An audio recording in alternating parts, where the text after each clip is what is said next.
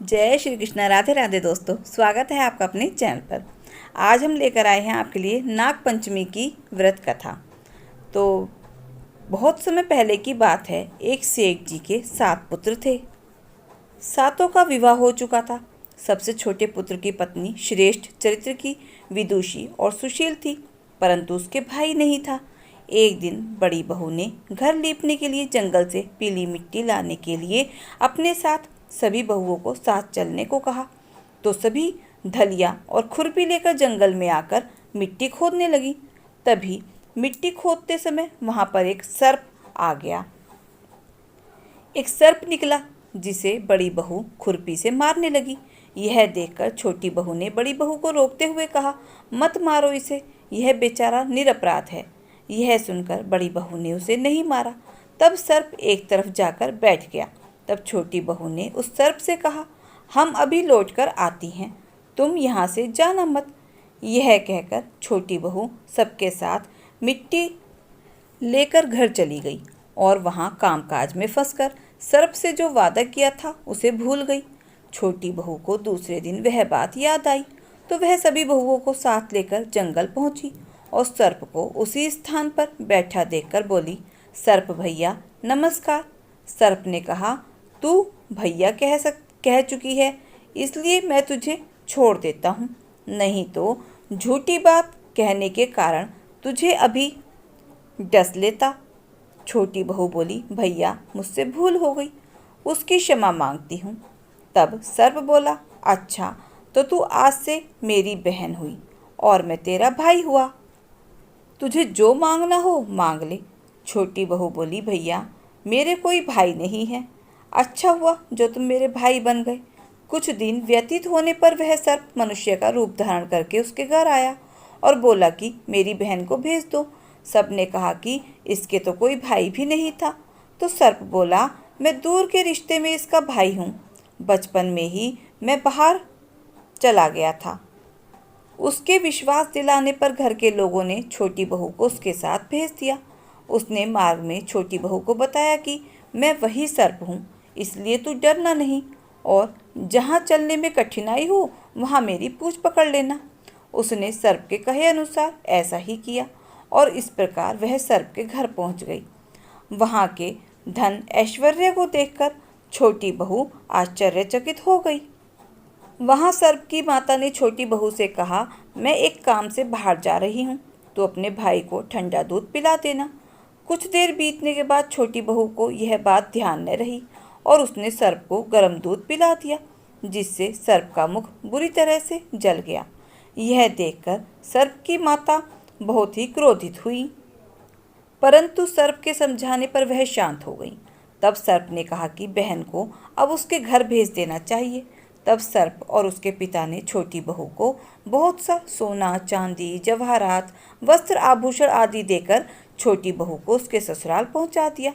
इतना ढेर सारा धन देखकर बड़ी बहू ने छोटी बहू से ईर्ष्या से कहा, तेरा भाई तो बड़ा धनवान है, तुझे तो उससे और भी धन लाना चाहिए था।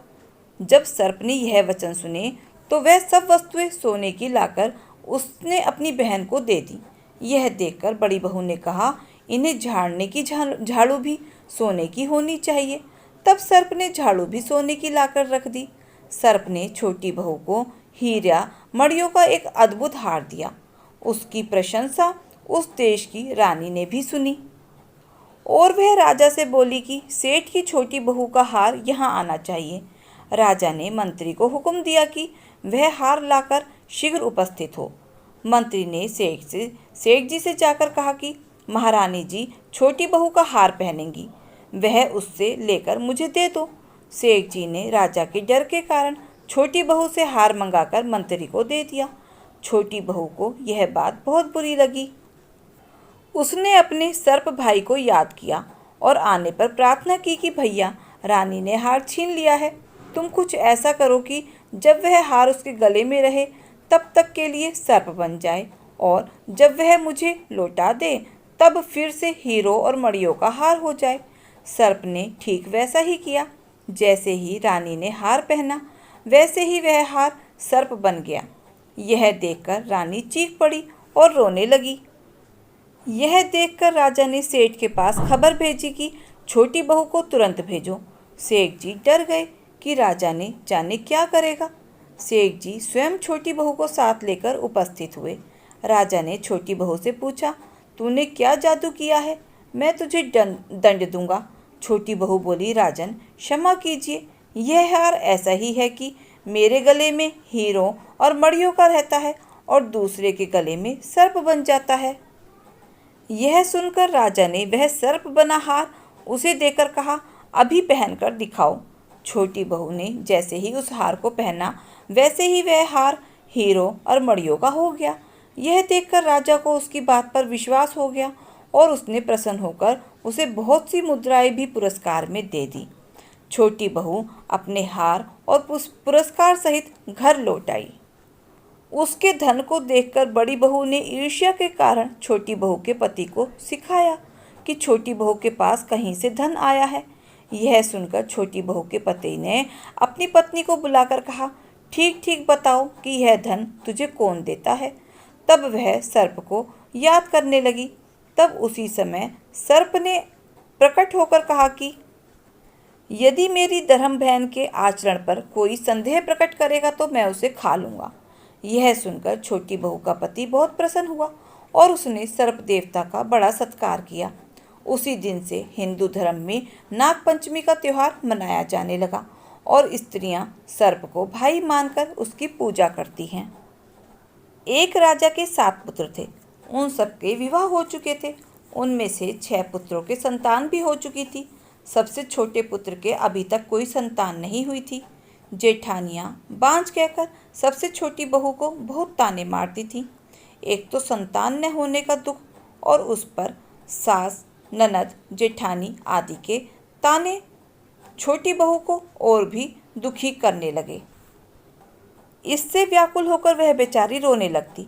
उसका पति उसे समझाता कि संतान होना या ना होना ये तो भाग्य के अधीन है, फिर तू क्यों दुखी होती है।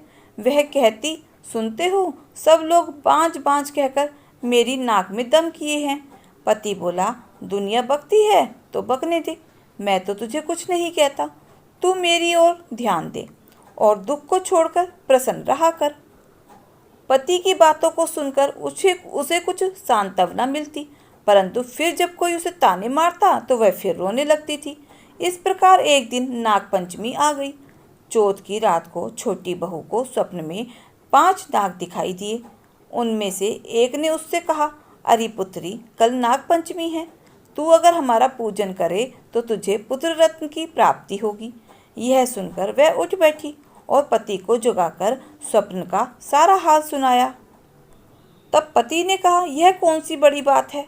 5 नाग अगर दिखाई दिए हैं तो 5 की आकृति बनाकर उसका पूजन कर देना। नाग ठंडा भोजन ग्रहण करते हैं, इसलिए तू उन्हें कच्चे दूध से प्रसन्न करना। दूसरे दिन नाग पंचमी को उसने ठीक वैसा ही किया। नागों के पूजन से छोटी बहू को 9 मास के बाद बहुत ही सुंदर पुत्र की प्राप्ति हुई। किसी राज्य में एक किसान परिवार रहता था। किसान के 2 पुत्र व 1 पुत्री थी। एक दिन खेत में हल जोतते समय हल से नाग के 3 बच्चे कुचलकर मर गए। नागिन पहले तो विलाप करती रही, फिर उसने अपनी संतान के हत्यारे से बदला लेने का संकल्प किया। रात्रि को नागिन ने किसान, उसकी पत्नी व दोनों लड़कों को डस लिया। अगले दिन किसान की पुत्री को डसने के लिए नागिन फिर चली तो किसान की पुत्री ने दूध का भरा कटोरा उसके सामने रख दिया और हाथ जोड़कर क्षमा मांगने लगी। नागिन ने कन्या से प्रसन्न होकर उसके माता पिता वे दोनों भाइयों को पुनः जीवित कर दिया। उस दिन श्रावण शुक्ल पंचमी थी। तब से आज तक नागों के कोप से बचने के लिए नाग पंचमी के दिन नागों की पूजा की जाती है। तो दोस्तों, कैसी लगी आपको हमारी ये कथा? कमेंट बॉक्स में ज़रूर बताएं। और अगर वीडियो अच्छी लगी हो तो प्लीज़ वीडियो को लाइक, शेयर और सब्सक्राइब अवश्य करें। अपना प्यार और सहयोग दें। मिलते हैं फिर ऐसे ही नई